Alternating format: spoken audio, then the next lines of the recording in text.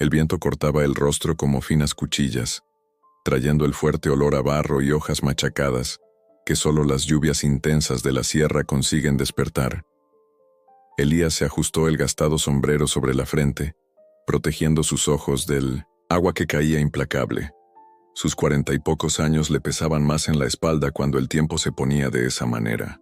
Las manos encallecidas sujetaban con firmeza las riendas del caballo bayo, un animal tan acostumbrado a las inclemencias como su dueño. Habían pasado casi 5 años desde que decidiera vivir aislado en aquella finca apartada, con apenas el ganado flaco y algunos jornaleros que aparecían de vez en cuando para ayudar en las tareas más pesadas. Los habitantes del pueblo de San Mateo del Río Negro ya no se extrañaban del carácter callado del vaquero, sus ojos siempre distantes, como si buscaran algo más allá del horizonte difuminado por las lluvias constantes. El cielo se desplomaba, sin piedad desde hacía 3 días. Elías cabalgaba por el límite de sus tierras, verificando si las cercas aún resistían la furia de las aguas.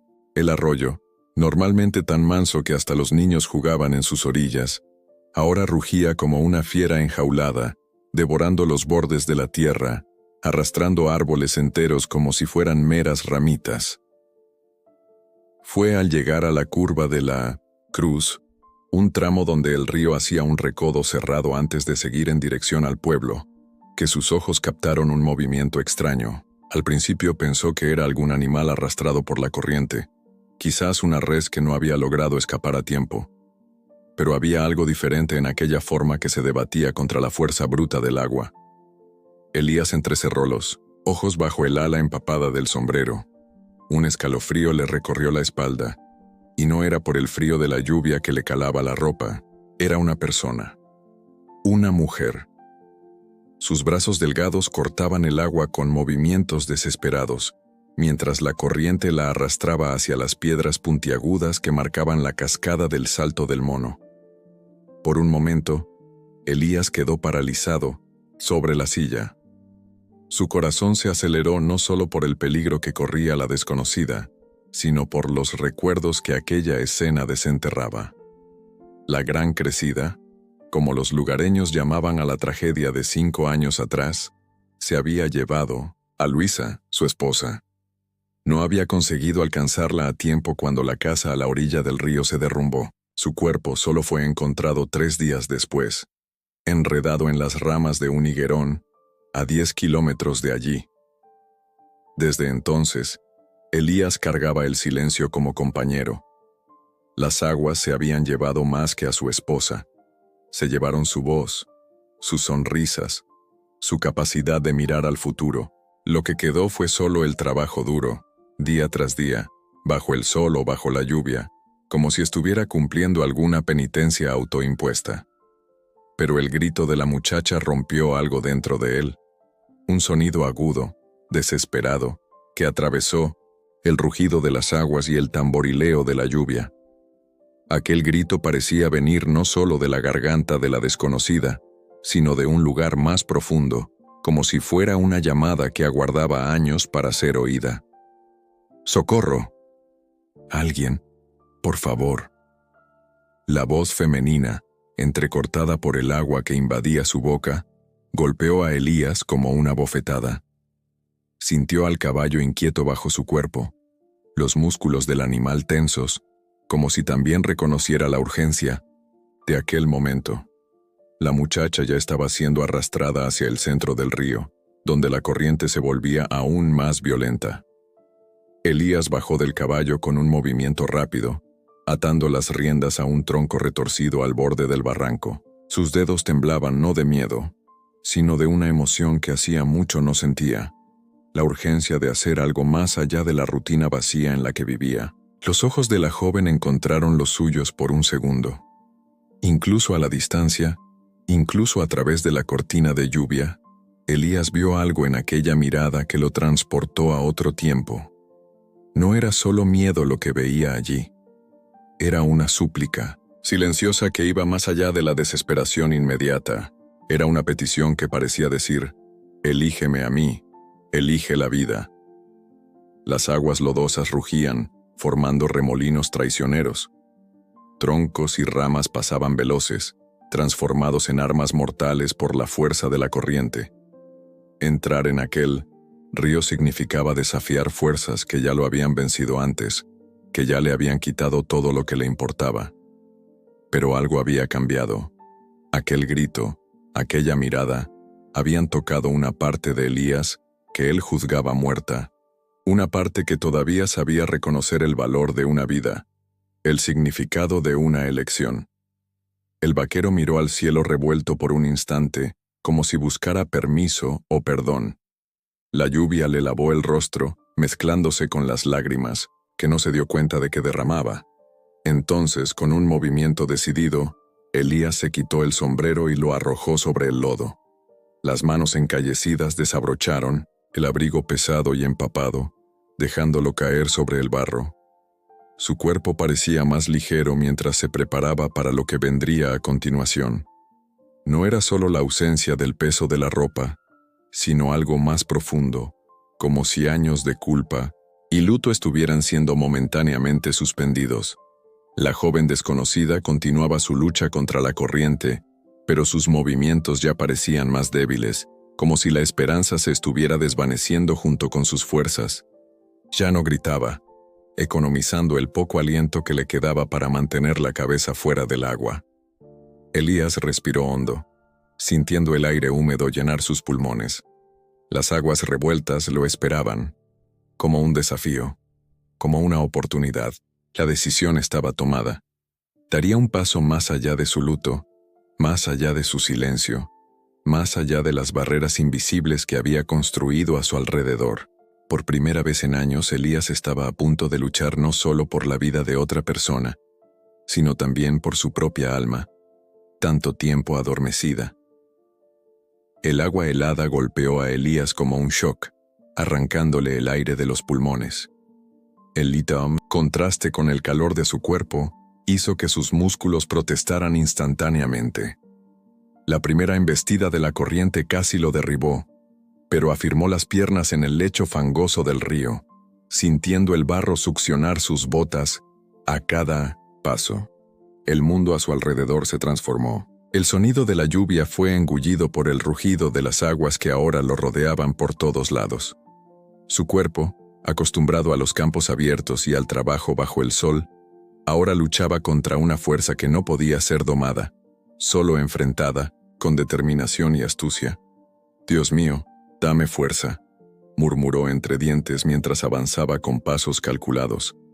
Cada movimiento exigía un esfuerzo tremendo.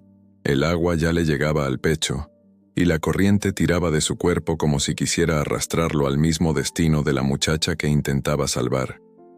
Ella estaba ahora a unos 20 metros de él, luchando con los últimos vestigios de energía. Su pelo oscuro, empapado, se pegaba a su rostro pálido. Las manos delicadas golpeaban el agua sin la fuerza de antes. Sus ojos, sin embargo, se mantenían fijos en Elías, como si él fuera la única ancla en un mundo que se deshacía en agua y lodo. «¡Aguanta!», gritó él, su voz ronca compitiendo con el ruido ensordecedor de la crecida. «Ya llego». Algo cambió en la mirada de ella. Un brillo de esperanza, quizás. Las palabras de Elías parecían haber inyectado nueva vida en sus movimientos. Intentó nadar hacia él, pero la corriente era implacable, empujándola siempre lejos, siempre hacia el peligro.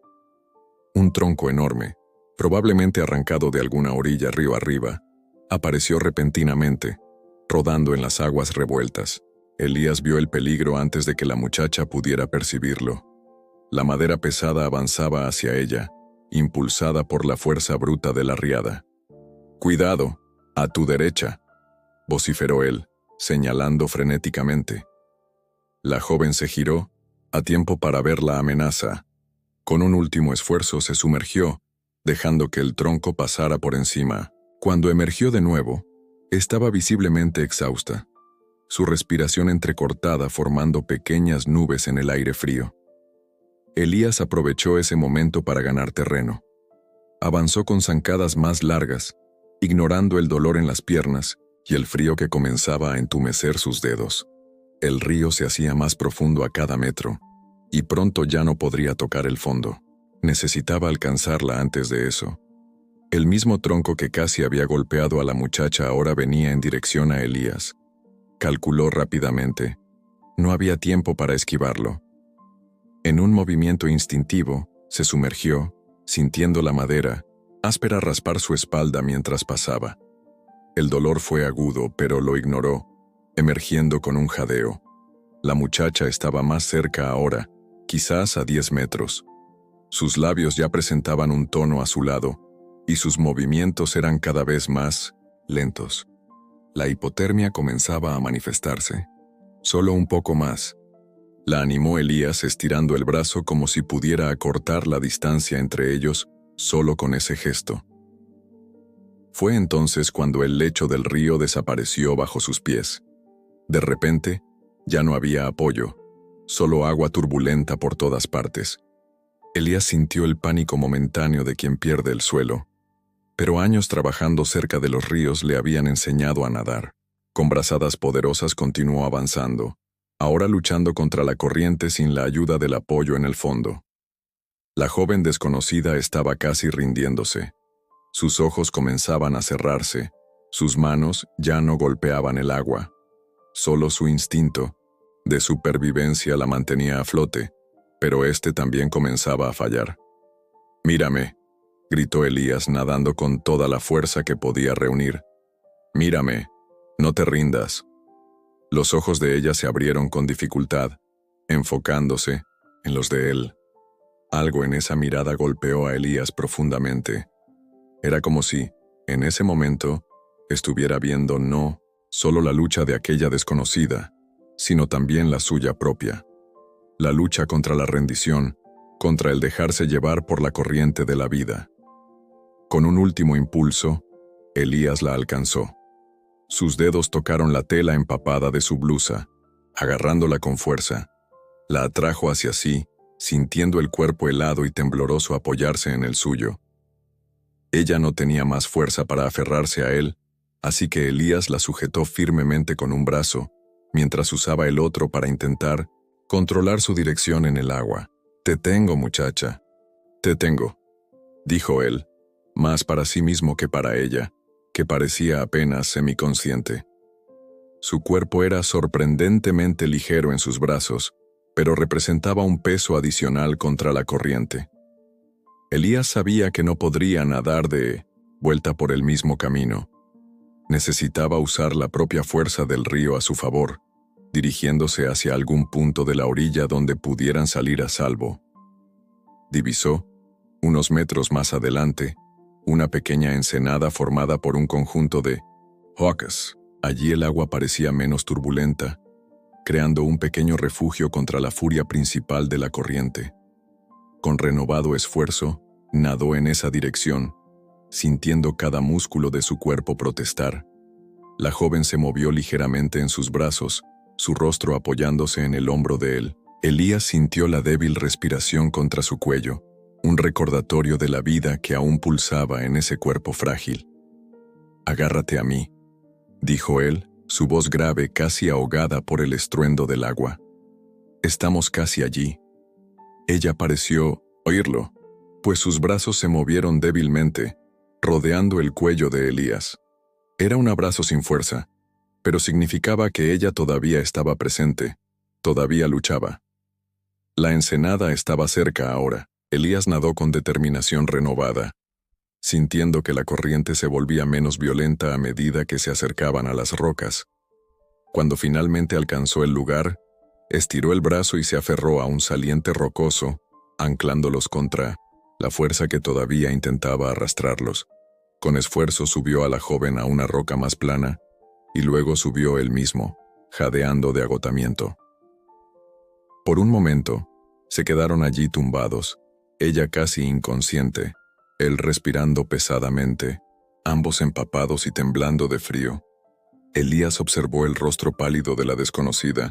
Incluso en ese estado, había una delicadeza en sus facciones que contrastaba con la violencia de la naturaleza a su alrededor. ¿Quién sería ella? ¿De dónde venía? ¿Cómo había sido atrapada por la crecida? No había tiempo para preguntas. Necesitaban salir de allí. encontrar refugio y calor antes de que el frío cobrara su precio final. Elías se levantó con dificultad, sus músculos doloridos protestando a cada movimiento. Se inclinó sobre la joven, tocando levemente su rostro. ¿Puedes levantarte?, preguntó amablemente. Ella abrió los ojos, enfocándolos con dificultad. Intentó hablar, pero solo un susurro inaudible escapó de sus labios temblorosos. Elías comprendió que no tenía fuerzas para caminar. Sin dudarlo, la tomó en brazos. Era un gesto que no hacía desde que había cargado a Luisa por última vez cuando la encontraron después de la tragedia. Pero esta vez era diferente. Esta vez había un corazón latiendo contra el suyo. Había una respiración, por más débil que fuera, mezclándose con la suya. El camino de vuelta por la orilla fue arduo. La lluvia continuaba implacable, convirtiendo el suelo en una trampa resbaladiza.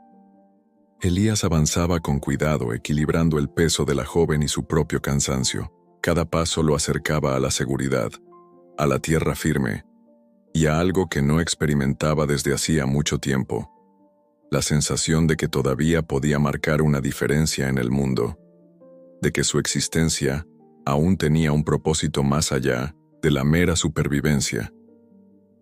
Cuando finalmente divisó a su caballo, todavía atado donde lo había dejado, Elías sintió un profundo alivio recorrer su cuerpo exhausto. Miró el rostro de la joven en sus brazos y se dio cuenta de que ella lo observaba con los ojos entrecerrados. «Todo va a estar bien ahora», prometió, y por primera vez en años, creyó verdaderamente en las palabras que decía. La tormenta rugía con fuerza renovada, mientras Elías guiaba a su caballo por el sendero embarrado que subía la colina. El animal avanzaba con cautela, las patas hundiéndose en el barro a cada paso. Elías mantenía un brazo firme alrededor de la cintura de la joven, que estaba sentada frente a él en la silla. Ella temblaba incontrolablemente, a pesar de la chaqueta de cuero que él le había puesto sobre los hombros. «Aguanta un poco más», murmuró él, inclinándose para protegerla del viento cortante. «Mi casa está justo ahí arriba». La joven no respondió, pero se acurrucó contra su pecho buscando instintivamente el calor de otro cuerpo humano. Su pelo oscuro, empapado, exhalaba un olor a río y lluvia que despertaba en Elías recuerdos que había intentado enterrar durante años. La finca de Elías estaba en lo alto del cerro de San Joaquín, uno de los puntos más elevados de la región. Los lugareños solían decir que había elegido ese lugar para estar más cerca del cielo después de la tragedia, pero la verdad era más simple y dolorosa. No soportaba más vivir cerca del río que se había llevado a Luisa. La casa en lo alto era su refugio contra las aguas y contra los recuerdos. Cuando finalmente avistaron la construcción de madera, Elías sintió a la joven suspirar levemente, como si también compartiera su alivio. La casa no era grande ni lujosa, pero sus gruesos muros y el techo bien conservado prometían un refugio seguro contra la furia de los elementos. Cerca de la entrada, un pequeño establo albergaba a algunos animales. Elías condujo el caballo hasta allí, desmontó con cuidado y luego extendió los brazos para ayudar a la desconocida a bajar. Ella intentó apoyarse en sus propias piernas, pero éstas cedieron de inmediato. Sin dudarlo, Elías la tomó en brazos de nuevo y caminó hacia la casa. El interior estaba en penumbra y olía a leña, a cuero curtido y a hierbas secas colgadas de las vigas. Una organización sencilla pero funcional revelaba la vida solitaria de su propietario. Elías depositó a la joven en una silla cerca de la estufa de leña, la única fuente de calor en la vivienda. «Voy a encender el fuego», dijo él, moviéndose rápidamente para apilar leña en la estufa. Sus dedos hábiles trabajaban con familiaridad, encendiendo las primeras llamas que pronto crecieron, iluminando el ambiente con un brillo anaranjado y acogedor. El calor comenzó a extenderse lentamente por la estancia. La joven observaba todo con ojos atentos, a pesar del evidente cansancio.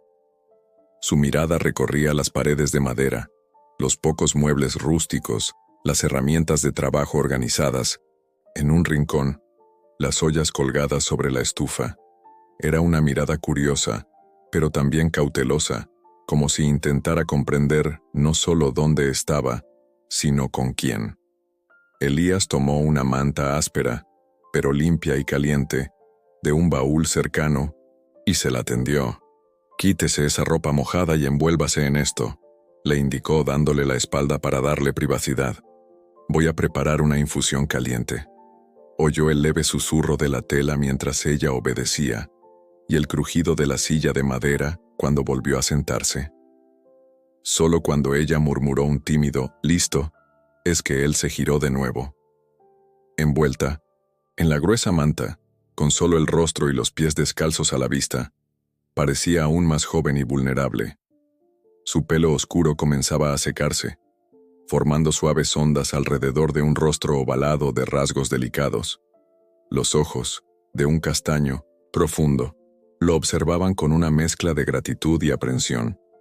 «Me llamo Elías», se presentó él, rompiendo el silencio mientras ponía agua a hervir. «Soy el dueño de estas tierras». «Clara», respondió ella, su voz aún débil pero con una melodía suave que combinaba con su apariencia. «Clara Mendoza. Yo vivía en el pueblo de Aguas Claras». Elías asintió, reconociendo el nombre, de la pequeña comunidad que quedaba río abajo. «¿Cómo acabó en el río?», preguntó, manteniendo un tono neutro, sin querer parecer invasivo. Clara bajó la mirada, sus manos apretando la manta contra el cuerpo. «La crecida se llevó mi casa», explicó con sencillez. «Intenté salvar lo que pude, pero el agua subió muy rápido. Cuando me di cuenta, el suelo había desaparecido bajo mis pies». Elías no preguntó por familiares u otras pertenencias. Conocía demasiado bien el dolor de perderlo todo en una riada. En su lugar, se ocupó de preparar la infusión, mezclando hierbas que él mismo recolectaba y secaba, manzanilla para calmar, menta para revigorizar y un poco de canela para calentar el cuerpo por dentro. Cuando le entregó la taza humeante, a Clara, sus dedos se tocaron brevemente. Las manos de ella, pequeñas y pálidas, contrastaban con las suyas, grandes y encallecidas por el trabajo duro. Elías sintió algo extraño en ese breve contacto, como si una corriente invisible hubiera pasado entre ellos. Clara sostuvo la taza con ambas manos, aprovechando el calor que emanaba del líquido. El vapor subía en espirales perezosas, formando dibujos efímeros en el aire. Sorbió un pequeño trago cerrando los ojos por un momento, como si ese simple placer fuera el primer consuelo real después de una larga pesadilla. «Gracias», dijo ella, mirándolo por encima del borde de la taza, «por todo». Elías solo asintió, desviando la mirada. No estaba acostumbrado a recibir gratitud. De hecho, no estaba acostumbrado a interactuar con otras personas más allá de lo estrictamente necesario para los asuntos de la finca. El silencio, que siguió, no era exactamente incómodo, pero estaba cargado de preguntas no formuladas e historias no contadas. Afuera, la tormenta continuaba su asalto implacable. La lluvia tamborileaba en el tejado con intensidad variable, a veces disminuyendo a un murmullo suave, otras aumentando a una cacofonía ensordecedora. El viento aullaba en las esquinas de la casa, encontrando pequeñas rendijas para entrar y hacer danzar las llamas de la estufa. «El camino al pueblo debe de estar intransitable», comentó Elías, mirando por la pequeña ventana empañada. «Tendrá que quedarse aquí hasta que bajen las aguas». Clara apretó los labios, un gesto que Elías interpretó como preocupación. «¿No hay nadie esperándola?», preguntó él, consciente de que quizás se estaba entrometiendo demasiado. Ella negó con la cabeza lentamente. «Ya no», respondió simplemente, y esas dos palabras cargaban un peso que Elías reconoció de inmediato. Era el mismo peso que él llevaba. Un silencio comprensivo se instaló entre ellos. No eran necesarias explicaciones detalladas. Ambos conocían el lenguaje de la pérdida, los vacíos que las palabras no podían llenar. Elías se levantó, y fue a un pequeño armario en un rincón de la cocina. Volvió con un plato de comida sencilla, carne seca desmenuzada, yuca cocida y un trozo de queso fresco que él mismo producía. «Coma un poco», ofreció, colocando el plato sobre una mesita a su lado. «Necesita recuperar fuerzas». Clara aceptó con un asentimiento. Sus movimientos al comer eran delicados, casi tímidos, como si temiera imponer su presencia. Elías volvió a sentarse en el banco de madera al otro lado de la estufa, observándola discretamente mientras fingía ocuparse en afilar un pequeño cuchillo de caza. La casa, que durante tanto tiempo había albergado solo silencio y sombras, parecía diferente ahora con la presencia de Clara. No eran solo las llamas más vivas en la estufa o el olor a infusión en el aire. Era algo más sutil, un cambio en la propia atmósfera del lugar, como si las paredes de madera, testigos silenciosos de la soledad de Elías durante tantos años, ahora respiraran de nuevo. «Su casa es acogedora», comentó Clara, rompiendo el silencio.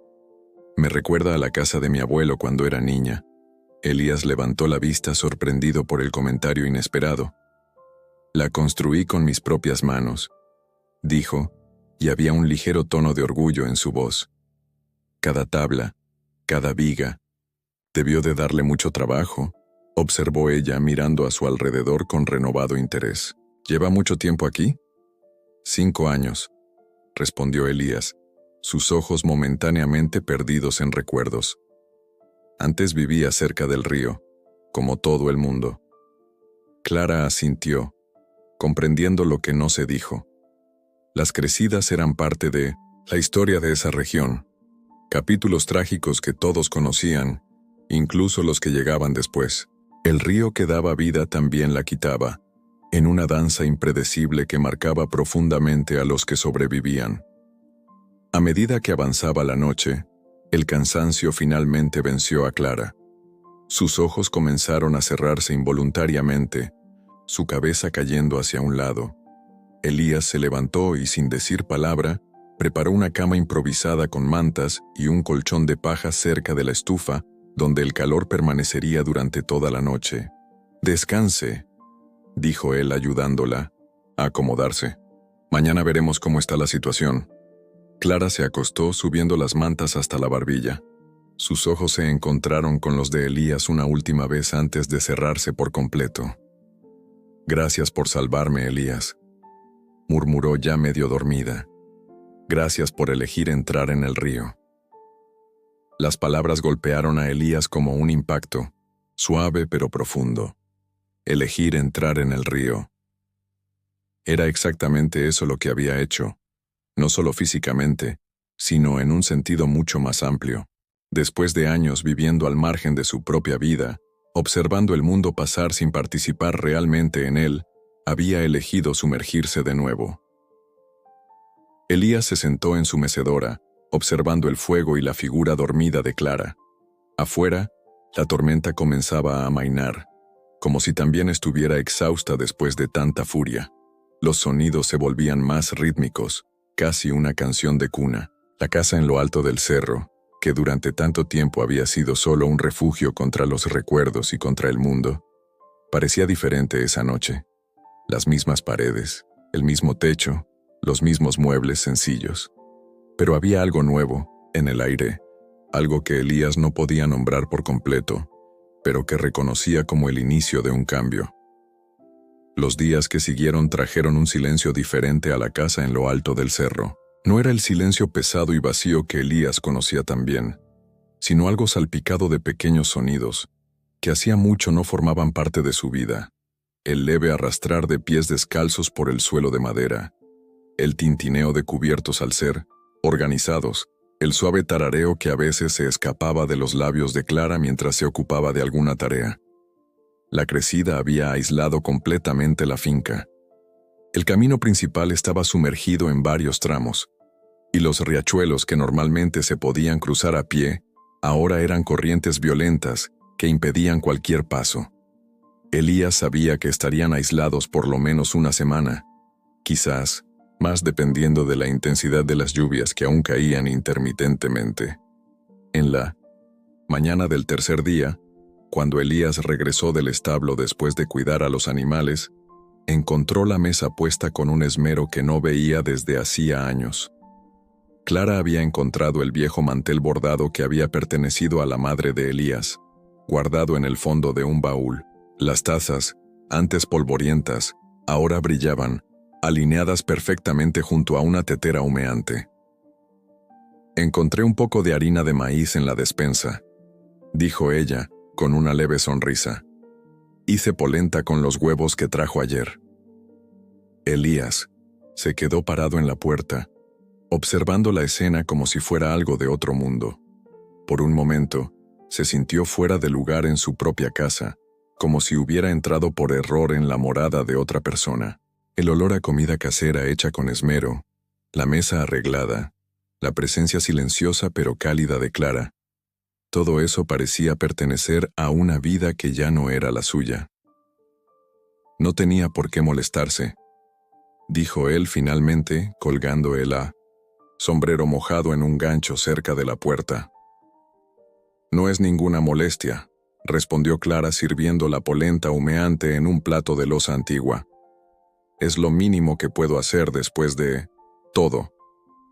Había una sinceridad sencilla en mí, esas palabras que desarmó cualquier posible resistencia de Elías. Se sentó a la mesa, observando discretamente las manos delicadas de Clara mientras ella servía la comida. Eran manos que conocían el trabajo, notó él, a pesar de su aparente fragilidad. Pequeños callos y una fina cicatriz en la base del pulgar contaban historias silenciosas de una vida que no debía haber sido fácil. El desayuno transcurrió en silencio, pero no era un silencio incómodo. Era como si ambos estuvieran reaprendiendo el simple arte de compartir una comida, de ocupar el mismo espacio sin la necesidad constante de llenarlo con palabras. «¿Está buena?», preguntó Clara, finalmente, observándolo con una expresión casi ansiosa. Elías levantó los ojos del plato sorprendido por la pregunta. No recordaba la última vez que alguien se había preocupado por su opinión sobre algo tan simple. «Está buenísima», respondió él, y se dio cuenta de que no era solo una amabilidad. La polenta estaba realmente deliciosa, sazonada con hierbas que él ni siquiera sabía que aún tenía en casa. ¿Dónde aprendió a cocinar así? Un ligero rubor tiñó las mejillas de Clara. «Con mi abuela Antonia», explicó ella, los ojos perdiéndose momentáneamente en recuerdos lejanos. Ella decía que la comida necesita 3 ingredientes que no vienen de la huerta: paciencia, atención y un poquito de cariño. Elías asintió, masticando lentamente. Había algo reconfortante no solo en el sabor de esa comida sencilla, sino también en la forma en que Clara hablaba de su abuela, con una mezcla de nostalgia y gratitud que él comprendía perfectamente. Después del desayuno, Clara se ofreció a ayudar en las tareas diarias.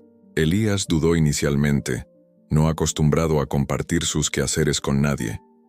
Pero la lluvia había arreciado de nuevo, imposibilitando el trabajo en el campo, y había muchas tareas dentro de la propiedad que se acumulaban desde hacía tiempo. «Puedo ayudar con la leña», sugirió ella, observando la pila casi agotada cerca de la estufa.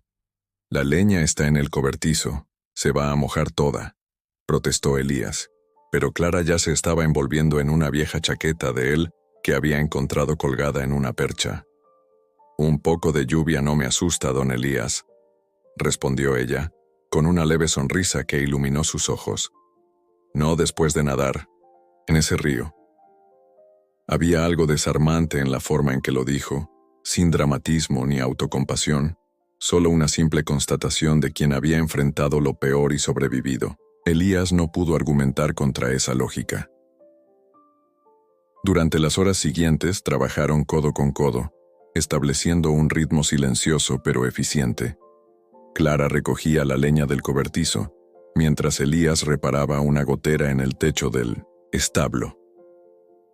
Cuando la lluvia apretó, se refugiaron dentro de casa, donde Clara ayudó a organizar las herramientas que se acumulaban en desorden en un rincón de la sala. Fue al final de esa tarde que Elías notó el primero de los pequeños gestos, que sin darse cuenta, empezarían a cambiar algo dentro de él. Al regresar de una rápida inspección de las cercas del corral, encontró sobre su mesa un pañuelo limpio, cuidadosamente doblado. Era uno de sus antiguos pañuelos de bolsillo, que hacía años que no usaba y que probablemente estaría amarillento y olvidado en el fondo de algún cajón. Ahora estaba limpio, planchado, exhalando un leve aroma a hierbas que Clara debía haber usado al lavarlo. Ese simple trozo de tela, tan cuidadosamente tratado, provocó una emoción inesperada en Elías. No era solo la amabilidad del gesto, sino lo que representaba. Alguien había notado algo suyo, algo personal, y le había dedicado tiempo y cuidado. Era un reconocimiento silencioso de su existencia, que iba más allá de la mera presencia física. En los días que siguieron, otros, pequeños gestos se fueron acumulando, tan sutiles que casi pasarían desapercibidos para cualquier observador externo. Un par de botas limpias de barro, ilustradas dejadas cerca de la puerta. Una taza de infusión caliente apareciendo misteriosamente a su lado cuando se concentraba en reparar una silla de montar vieja. Hierbas medicinales secándose en pequeños manojos atados con cintas de colores, colgando de las vigas de la cocina, organizadas de una manera que su madre solía hacer cuando él era niño. Clara, a su vez, también comenzó a notar cambios en el comportamiento de Elías. Al principio, él mantenía la distancia, como un animal desconfiado que no está acostumbrado al contacto, pero gradualmente, pequeños gestos de él comenzaron a responder a los de ella. Una mañana, ella encontró un peine de madera tallado sobre su colchón improvisado. Era un trabajo simple, pero hecho con evidente esmero, las marcas del cuchillo de Elías aún frescas en la madera suave. Otro día, al regresar de recoger huevos en el gallinero, lo encontró alimentando a su caballo castaño, un animal orgulloso y arisco que no aceptaba fácilmente a extraños. Elías le hablaba en voz baja al animal mientras lo cepillaba, y cuando notó la presencia de Clara hizo algo inesperado. ¿Quieres probar?, preguntó extendiéndole el cepillo. Este es Ventarrón, el mejor amigo que he tenido. La invitación a acercarse a algo tan personal, tan importante para él, no pasó desapercibida para Clara. Con cuidado, aceptó el cepillo y siguiendo las instrucciones susurradas de Elías, comenzó a pasar las cerdas por el pelaje brillante del animal. Ventarrón relinchó suavemente, pero no se apartó. «Le has caído bien», comentó Elías, y había un tono de sorpresa y algo más en su voz. «No suele aceptar a extraños. Quizás ya no sea tan extraña», respondió Clara con una sencillez que hacía la frase aún más significativa. Sus miradas se encontraron brevemente, y algo silencioso pasó entre ellos. No era todavía una promesa, ni siquiera una posibilidad claramente definida. Era solo un reconocimiento mutuo, un pequeño puente que se construía sobre el abismo de pérdidas que ambos cargaban. Por la noche, sentado cerca de la estufa de leña mientras la lluvia tamborileaba en el tejado, Elías finalmente preguntó: «¿Cuando los caminos se abran, tienes a dónde ir?». La pregunta quedó suspendida en el aire por un momento, cargada de implicaciones que ninguno de los dos estaba listo para nombrar por completo. Clara miró sus propias manos, luego el fuego, sus ojos reflejando las llamas danzantes. «No, lo sé», respondió con honestidad. «Lo perdí todo en la riada». Elías asintió, su rostro parcialmente oculto por las sombras. «No tienes que decidirlo ahora», dijo él, su voz más suave de lo habitual. «Esta casa tiene espacio de sobra». No era una invitación directa a quedarse permanentemente, ni una declaración de sentimientos que apenas comenzaban a formarse. Era solo un pequeño gesto, como todos los otros que habían intercambiado. Pero quizás, pensó Clara mientras observaba el perfil silencioso de Elías contra la luz del fuego, eran esos pequeños gestos los que, al final, construían los puentes más grandes entre las personas. Había pasado una semana desde el rescate en el río. La lluvia finalmente había disminuido a una llovizna fina y constante, sin la violencia de los días anteriores. El cielo, antes cargado de nubes oscuras y amenazadoras, ahora mostraba ocasionales manchas de azul entre masas grises que se movían lentamente hacia el horizonte. Elías se despertó antes del amanecer, como era su costumbre. Por la pequeña ventana de su cuarto, notó que la niebla cubría el valle, creando la ilusión de un mar blanco y ondulante donde antes solo había el verde de los pastos y el marrón de los campos arados. Los primeros rayos de sol teñían ese paisaje etéreo con tonos dorados, como si la propia luz estuviera intentando cicatrizar las heridas dejadas por la tormenta. Se vistió silenciosamente, intentando no perturbar el sueño de Clara, que dormía en la habitación contigua. Ella había insistido en mudarse del colchón cerca de la estufa al pequeño cuarto de invitados que Elías rara vez usaba. Al pasar por la puerta entreabierta, no resistió una rápida mirada. Clara dormía tranquilamente, su rostro suavizado por el sueño, su pelo oscuro esparcido sobre la almohada como un abanico. Había algo profundamente conmovedor en esa escena, algo que hizo que Elías se demorara más de lo que pretendía, absorbiendo la simple paz de ese momento. Salió al patio, aspirando profundamente el aire húmedo de la mañana. Había mucho trabajo por hacer después de días de lluvia intensa. Las cercas necesitaban ser revisadas, los animales reubicados en pastos menos encharcados. La huerta probablemente sería un caos de lodo y plantas caídas. Decidió comenzar por el cercado, cercano a la casa, donde el daño parecía más evidente.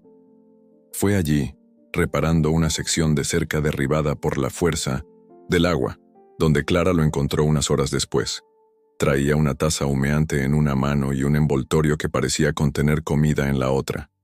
Llevaba un vestido sencillo que Elías reconoció como perteneciente a su difunta esposa, ropa que él había guardado en un baúl en el desván, incapaz de deshacerse de ella, pero también incapaz de mirarla. Sorprendentemente, no sintió incomodidad al ver a Clara usando ese vestido. Había algo apropiado en ello, como si esa ropa, guardada durante tanto tiempo en la oscuridad, mereciera de nuevo la luz del día, el movimiento de la vida. «Pensé que querría un café», dijo ella acercándose con una sonrisa tímida, «e hice un poco de queso con dulce de membrillo». Elías aceptó la oferta con un asentimiento, sus ojos momentáneamente capturados por el modo en que la luz de la mañana iluminaba el rostro de Clara. Había algo diferente en ella hoy, se dio cuenta. Una resolución en los ojos, una ligera tensión en los hombros, como alguien que ha tomado una decisión importante y espera el momento adecuado para revelarla. Se sentaron en un tronco caído cerca de la cerca, observando el paisaje que se extendía debajo de ellos. El río, ahora visible a lo lejos, todavía corría caudaloso y rápido, pero ya había retrocedido a su cauce normal, dejando tras de sí un rastro de lodo y escombros en las orillas. «Los caminos deben de estar transitables en 1 o 2 días», comentó Elías bebiendo el café lentamente. No era una pregunta, pero había una indagación implícita en ella. Clara asintió, sus dedos jugando nerviosamente con el borde del vestido. «Elías», comenzó ella, su mirada fija, en un punto distante en el horizonte. «Antes de decidir cualquier cosa sobre a dónde voy a ir después, creo que mereces saber la verdad sobre mí».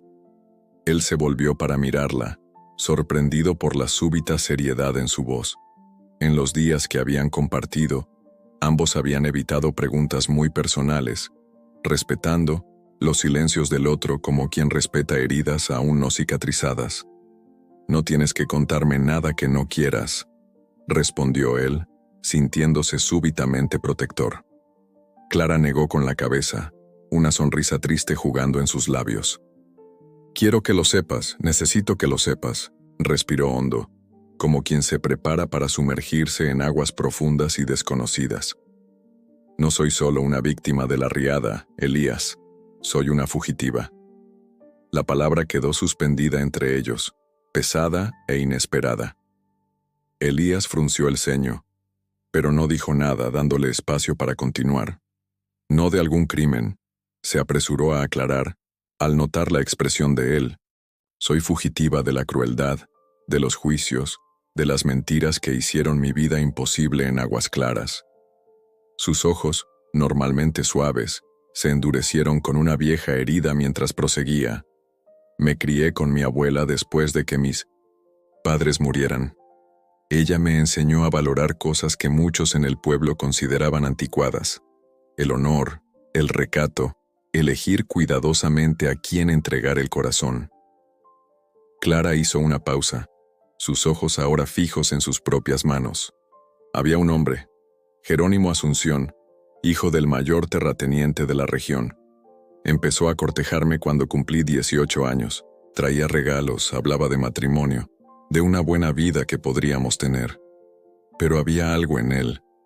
Se estremeció ligeramente. Algo que me hacía retroceder cuando se acercaba demasiado. Algo en sus ojos que contradecía sus palabras, amables. Elías escuchaba atentamente, su postura erguida, los músculos de la mandíbula tensos. Conocía a hombres como ese Jerónimo, hombres que veían a las mujeres como posesiones a ser adquiridas, como trofeos a ser exhibidos. Rechacé sus avances, educadamente al principio, luego con más firmeza cuando se volvió insistente. Continuó: Clara. Fue entonces cuando empezaron los rumores. De repente, yo era el tema de conversación en todas las tertulias, en todos los rincones del pueblo. Su voz tembló ligeramente. Decían que me encontraba en secreto con muchachos de 1900 en otras fincas, que era demasiado orgullosa para aceptar un buen partido como Jerónimo, que mi abuela me había criado para ser, dudó, como si la palabra fuera demasiado dolorosa de pronunciar. ¿Para ser qué?, preguntó Elías, su voz baja y grave. Para ser impura, completó ella, las palabras saliendo como un susurro dolorido. Cuando en realidad era exactamente lo contrario. Me mantenía pura, esperando encontrar a alguien que me valorara por lo que soy, no por lo que podría darle. Elías sintió una rabia creciente ante esa injusticia. Conocía bien ese tipo de crueldad. Las pequeñas comunidades podían ser implacables cuando decidían convertir a alguien en su blanco. Mi abuela murió el invierno pasado, continuó Clara, su voz ahora más firme, como si la parte más difícil de la historia ya hubiera pasado. Me quedé sola en la casa que era de ella. Jerónimo volvió, más insistente. Cuando lo rechacé de nuevo, las cosas empeoraron. Las mujeres me evitaban, los tenderos apenas me atendían. Era como si me hubiera vuelto invisible, excepto para las miradas de desprecio. Levantó los ojos, mirando a Elías directamente por primera vez desde que había comenzado su relato. Cuando empezó a llover y el río subió, nadie vino a avisarme. La casa de mi abuela estaba en una parte baja del pueblo, la primera en ser afectada cuando hay crecida. Yo estaba intentando salvar lo poco que tenía cuando me di cuenta de que el agua ya me llegaba a la cintura. Elías podía visualizar la escena. Clara sola, luchando contra la fuerza del agua que invadía su casa, sin nadie que la ayudara, sin nadie a quien le importara. Oí los gritos del vecino, don Jacinto, un señor mayor que siempre había sido amable conmigo, prosiguió ella. No podía dejarlo allí. Intenté alcanzarlo, pero la corriente era demasiado fuerte. Vi cuando otros hombres del pueblo llegaron y se lo llevaron en una canoa. Nadie me miró. Nadie me tendió una mano. Lo último que recuerdo es ser arrastrada por el agua intentando agarrarme a cualquier cosa que pudiera mantenerme a flote. Sus palabras finales fueron casi engullidas por la emoción. El silencio que siguió estaba cargado de indignación, tristeza y una comprensión mutua que iba más allá de las palabras. Elías permaneció quieto durante largos instantes, digiriendo todo lo que acababa de oír. Finalmente, sin mirarla, directamente preguntó: ¿Por qué me cuentas esto ahora? Clara respiró hondo antes de responder. Porque en pocos días, cuando los caminos se abran, gente del pueblo vendrá hasta aquí. Quizás para verificar los daños, quizás para comerciar, y me verán. Quiero que sepas la verdad antes de oír las mentiras que contarán sobre mí. Había una dignidad simple y conmovedora en la forma en que lo dijo. No pedía compasión, no suplicaba protección. Solo ofrecía la verdad, dejando a Elías la libertad de juzgar por sí mismo. Y si crees que debo irme antes de eso, lo entenderé, añadió suavemente. Elías se levantó bruscamente, dando algunos pasos hacia la cerca que acababa de reparar. Su espalda estaba rígida, sus puños ligeramente cerrados. Clara lo observó con aprensión, incapaz de leer sus pensamientos. Cuando finalmente se giró, sus ojos tenían una intensidad que ella nunca había visto antes. «Conozco a hombres como ese Jerónimo», dijo él, su voz contenida pero vibrante de emoción. «Hombres que creen que el mundo les debe algo, que las personas son objetos a ser poseídos. Conozco también el veneno de los rumores, el poder que tienen para destruir vidas». Se acercó de nuevo, sentándose a su lado, más cerca que antes. «Clara, tú me salvaste la vida tanto como yo te la salvé a ti». Ella lo miró confundida. «¿Cómo dices?» «Yo estaba muerto por dentro», explicó él, las palabras saliendo con dificultad, como si no estuviera acostumbrado a revelar sus sentimientos. Respiraba, trabajaba, comía, dormía, pero no vivía de verdad. No desde que perdí a mi Luisa. Sus ojos, siempre tan contenidos, mostraban ahora una emoción cruda y auténtica. Cuando te vi en el río, luchando contra la corriente, algo despertó en mí, algo que pensaba que había muerto con ella, y en los días que siguieron, contigo aquí, me di cuenta de que todavía había vida por vivir. Clara sintió que se le formaban lágrimas en los ojos, pero no las derramó. Había algo demasiado precioso en ese momento para ser diluido por el llanto. Así que no creo que debas irte, concluyó Elías, su voz ahora firme y decidida. Y cuando vengan, cuando traigan sus mentiras y su desprecio, encontrarán algo que no esperan. ¿El qué?, preguntó ella casi sin voz. A alguien que ve tu fuerza donde ellos solo ven debilidad, respondió él, sus ojos fijos en los de ella. Alguien que respeta tus decisiones en lugar de castigarte por ellas.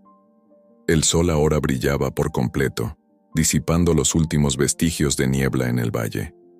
Clara sintió como si algo similar estuviera sucediendo dentro de ella. Una niebla, de miedo e incertidumbre disipándose lentamente, revelando posibilidades que antes no se atrevía a imaginar. «Gracias», dijo ella, simplemente, sabiendo que no eran necesarias más palabras entre ellos. Elías asintió, y entonces, en un gesto que los sorprendió a ambos, extendió la mano y le tocó ligeramente el rostro, sus dedos ásperos contrastando con la piel suave. Fue un toque breve, casi vacilante, pero cargado de promesas silenciosas. El sol alcanzó su punto más alto en el cielo, disipando las últimas nubes que se empeñaban en permanecer tras días de tormenta. La tierra exhalaba ese olor característico a lluvia y renovación, mientras los charcos de agua reflejaban el azul del firmamento como pequeños espejos esparcidos por el patio de la finca de Elías. Habían pasado 3 días desde la conversación, en la que Clara reveló su pasado.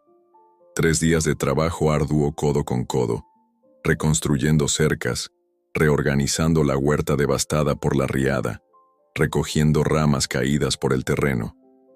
3 días, en los que algo nuevo crecía entre ellos, aún sin nombre, pero tan real como las plantas que comenzaban a erguirse de nuevo de la tierra encharcada.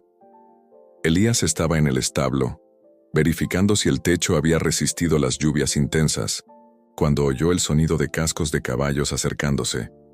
Era un sonido inconfundible, diferente del trote solitario de algún animal que se hubiera escapado del pasto. Era el sonido de varios caballos montados, avanzando por el camino embarrado que llevaba a su propiedad. Salió del establo a tiempo de ver a 5 jinetes emergiendo en la curva del camino. Reconoció de inmediato a Joaquín Silvera, el dueño del almacén del pueblo, y justo detrás de él, a don Antenor, el herrero. Los otros tres eran rostros vagamente familiares, hombres que veía ocasionalmente cuando necesitaba ir al pueblo por negocios. Clara estaba en el porche de la casa, tendiendo ropa húmeda en un tendedero improvisado. Elías notó cómo se puso, inmediatamente tensa al avistar a los visitantes, sus movimientos súbitamente vacilantes, sus ojos buscando los de él en busca de orientación. «Elías», saludó Joaquín levantando el sombrero mientras se acercaba. «Gracias a Dios que estás bien. Nos preocupamos cuando el río subió tanto». «Estoy bien, Joaquín», respondió Elías secamente caminando para encontrarse con ellos. «Veo que ustedes también sobrevivieron a la crecida». «Fue terrible», intervino don Antenor meneando la cabeza con pesar. «Perdimos 2 puentes. El aserradero de Pepe fue completamente destruido y la iglesia se inundó hasta los bancos».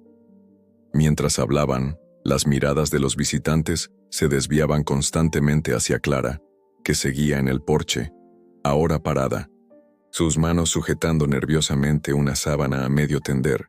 Elías percibió una mezcla de sorpresa y algo más oscuro en los ojos de aquellos hombres, una especie de juicio silencioso que comenzaba a formarse. «No sabía que tenías visita, Elías», comentó Joaquín, con una falsa casualidad que no engañaba a nadie. «¿Esa no es la muchacha de Aguas Claras?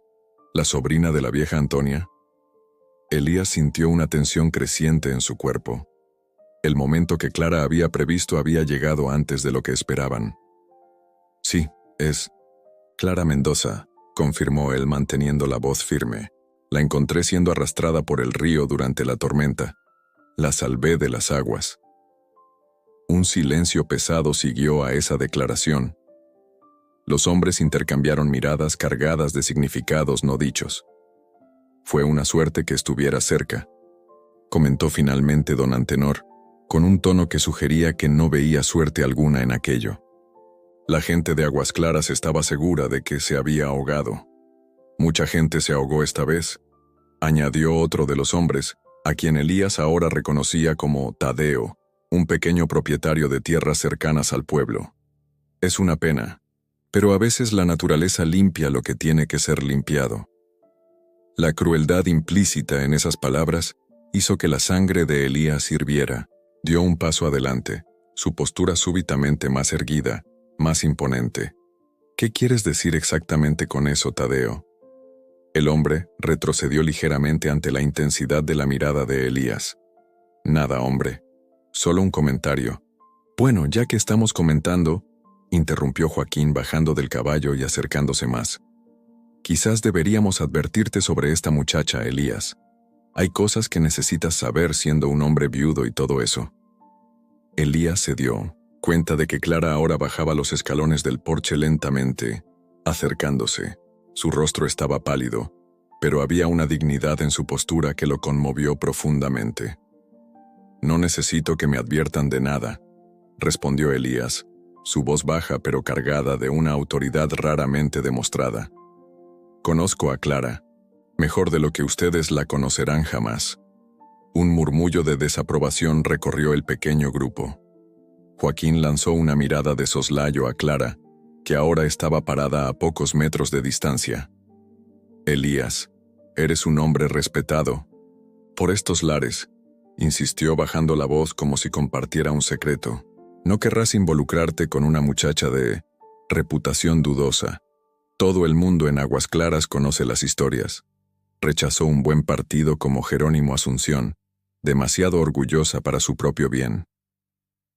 «O quizás», replicó Elías, dando otro paso adelante, entrando deliberadamente en el espacio personal de Joaquín. Ella vio algo en el carácter de ese tal Jerónimo que la hizo tomar la decisión correcta. La tensión en el aire era palpable ahora. Los otros hombres intercambiaron miradas inquietas, claramente incómodos con el rumbo de la conversación. «Mira, Elías, solo intentamos ayudar», intervino don Antenor en tono conciliador. «Si quieres traer a la muchacha al pueblo, podemos encontrarle un lugar donde quedarse hasta que decidan qué hacer con ella en Aguas Claras. Dicen que la casa de su abuela fue completamente destruida por la crecida. Clara dio unos pasos más, acercándose a Elías. Había una sombra de miedo en sus ojos, pero también una resolución silenciosa, como si estuviera preparada para enfrentar lo que viniera. «No hay necesidad de eso», dijo ella, su voz sorprendentemente firme.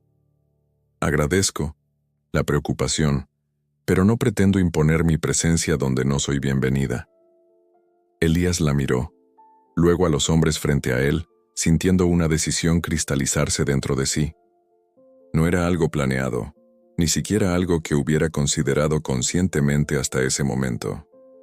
Era simplemente el paso natural a dar, como si todo el camino de su vida lo hubiera conducido precisamente a este instante. En un movimiento deliberado, y perfectamente claro en su significado, Elías extendió la mano y tomó la de Clara. Los dedos de ambos se entrelazaron en una conexión que iba mucho más allá del contacto físico. «Clara no va a ninguna parte», declaró él, su voz lo suficientemente fuerte como para ser oída, claramente por todos los presentes. «Se va a quedar aquí en mi tierra, en mi casa, a mi lado». El silencio que siguió fue absoluto, como si hasta los pájaros hubieran dejado de cantar para presenciar ese momento. Los rostros de los visitantes registraban varios grados de conmoción e incredulidad.